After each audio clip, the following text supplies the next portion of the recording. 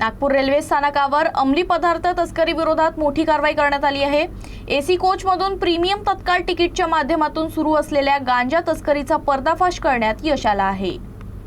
Nagpur railway पोलिसांच्या स्थानिक गुन्हे शाखेला गांजा तस्करीबाबत गुप्त माहिती मिळाली होती।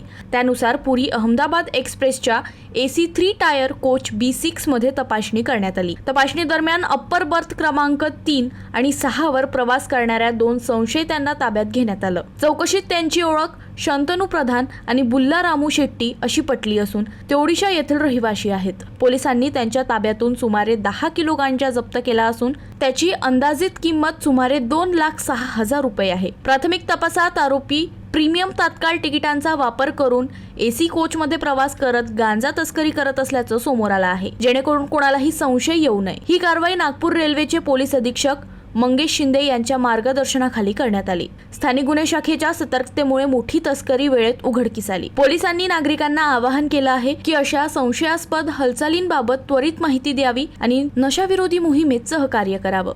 दोनही आरोपींविरुद्ध गुन्हा नोंदवून पुढील तपास सुरू आहे।